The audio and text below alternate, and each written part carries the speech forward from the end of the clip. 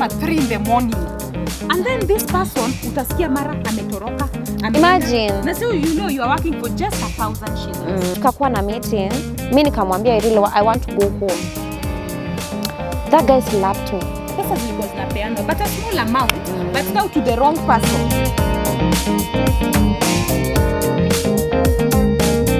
Teenage girls face wide range of exploitation, ranging from sexual exploitation to labor. Majority of young girls across the country are taken advantage of without them knowing if it's an infringement of their rights. In this week's discussion, we want to take a look at various forms of teenage girls exploitation and how it manifests. This is Beth Talk.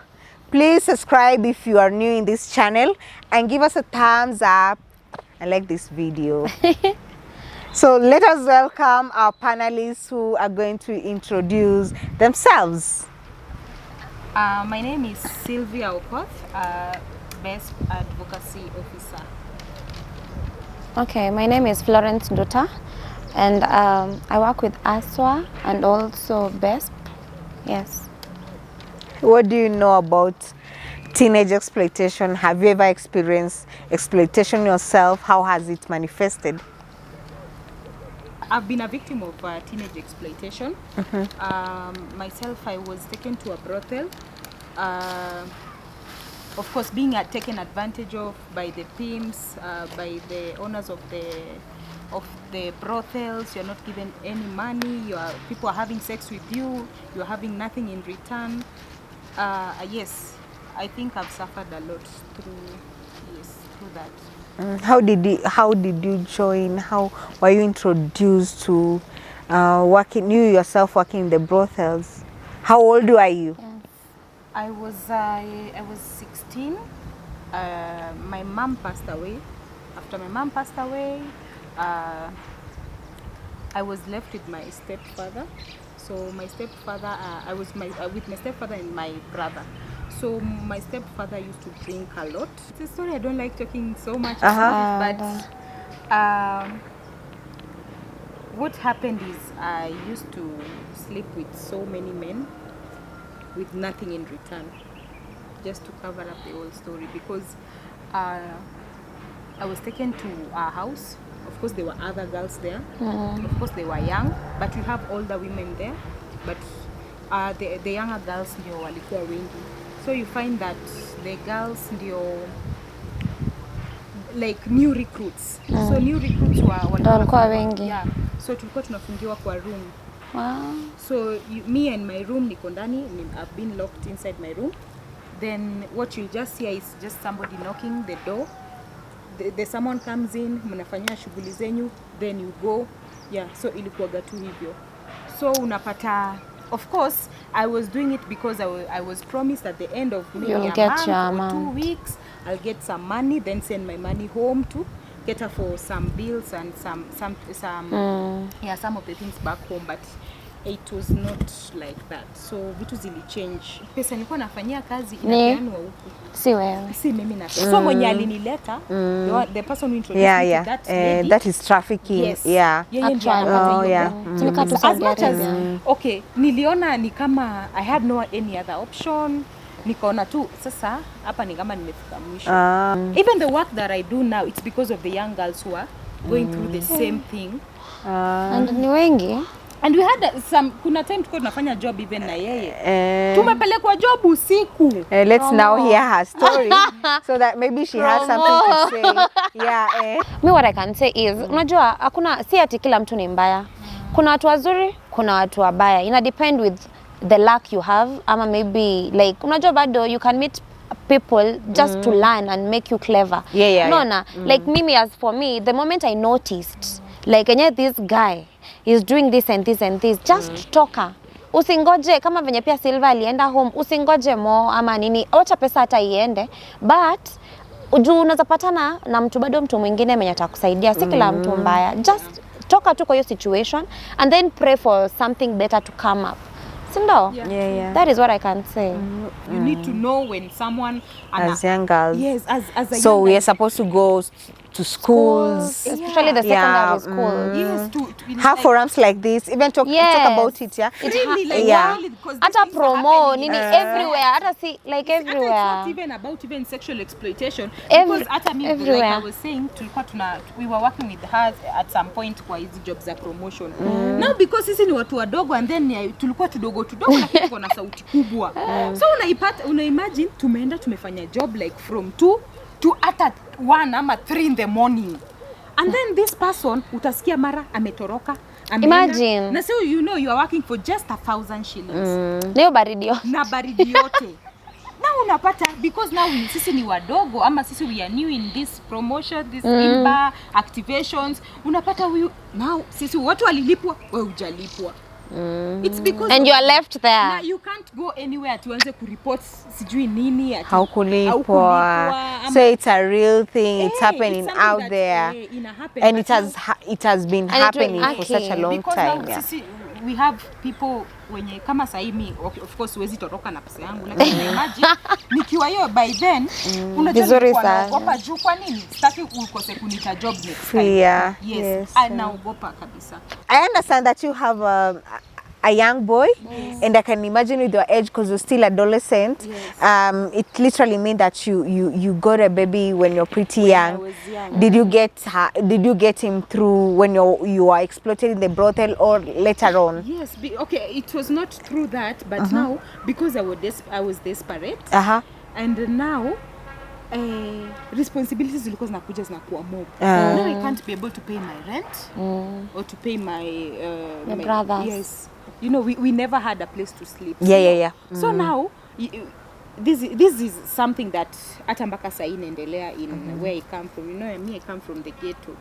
So unapata in one way or another, so unajua bado you are still a kayanga. Yeah. Of course, Now wanaume wanakutaka. Then because of umeundergo so much when you're still young, unapata huyu mtu akianza kukutreat vizuri, you feel that privileged. Uko na ile love attachment also. Uko na ile attachment, then this person anakupea everything. Uko na mali pa kukaa. Unajua nikisema everything uko kwetu ni like ukiwa mali pa kukaa, mali pa kulala, just the basics. Unaona uko sawa. Okay.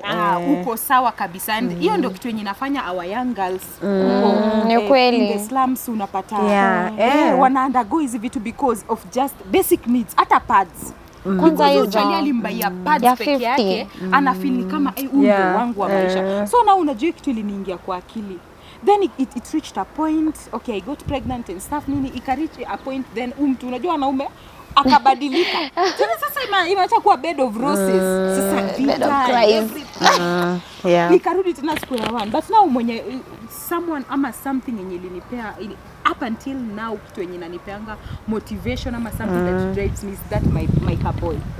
That small boy of mine, because the moment nilipata mtu, imagine sikuwa nalala. I did everything that nikaanza tu wish like I started aspiring for more.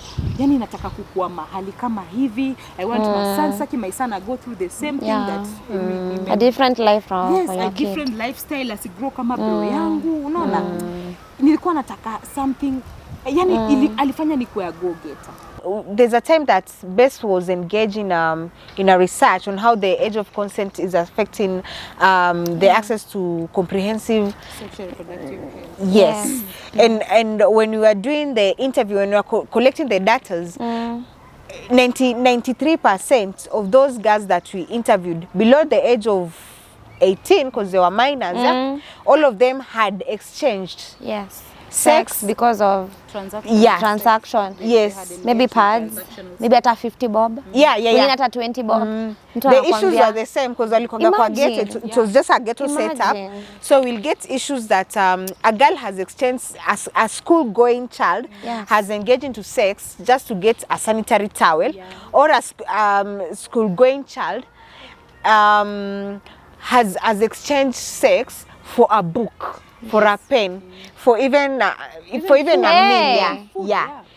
At COVID time, it was extreme because most of the parents were not going Wana to job. work. Exactly. It was so, by the way, Kwanza that's a slums. topic that we need To talk about, talk like, about, to yeah. expound even to. up until now, because so many parents lost their jobs. Yes, Unajua yes, sahi yes. Parents ndio wanalure their children into sex. Yeah. Yes. So I needed maybe Flo can tell us just a little bit of what is happening. You can just give us a picture on what's really happening in the ground when it comes to transitional sex. Yeah.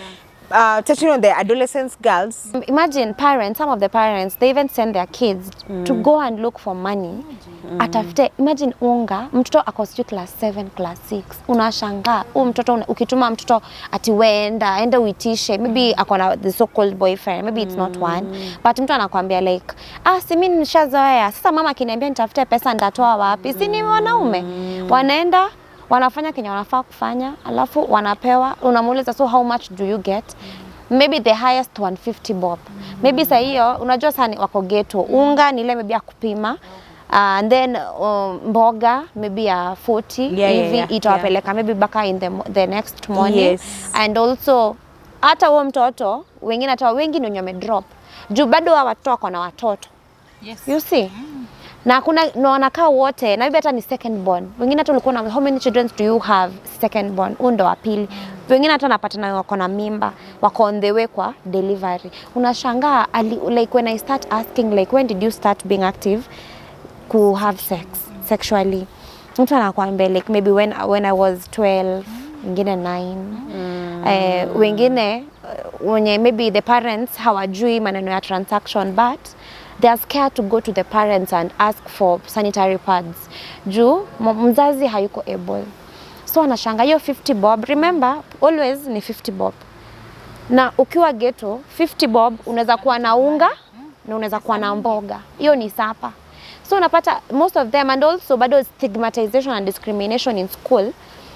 Because si kila mtu anatoshana school. Unapata shule wengine wanajua pads, wengine hawajui pads. Na pia mimi as a person, hakuna venye nitakuja niseme si uko shule, people are young. Nianze kusema ati mimi natumia maybe walikuwa naambia I was asking. I was hata hiyo cotton na hawana babe. Wanatumia nini? Vitambaa. Unapata maybe nguo yake moja ndo amirarua na hiyo ndio anaoshanga like I know. Yeah, I feel it. Now I interview but I cry because niko like actually no one should go through all this at a such young age. Unafanya all these. Imagine you have a baby, unapata mtu she's pregnant, she's also a baby. Aki Kenya, we really need to do something. And then Sylvia, what's your parting shot for this show? What can you tell your viewers? You can just look at the camera and then give them your parting shot. So me also, I would say kuwa on periods, like a girl being on periods, si kupenda kwake. It's something natural, inakujanga. Yeah, you can't stop it. I think tunafaa pia prioritize needs pia za these young girls to avoid so many things. Juu sisi tuko huko juu tukipiga hesabu ya HIV prevalence ya young people mbona imepanda. But now tunaangalia the basic needs. Push away these small things tukisema maybe they are just having unprotected sex, but why are they having unprotected sex? Yes. You see, so the drivers to the HIV prevalence going up na hizi vitu zingine ni hizi small things that we are assuming hapa. So I think tunafaa to just to change our way of prioritizing needs na pia our way of addressing issues to do with young people. Thank you so much, our viewers, for sticking with us until now. Please subscribe and share this video if you like. And please share your story so that you can even have you as a panelist next time. Ciao!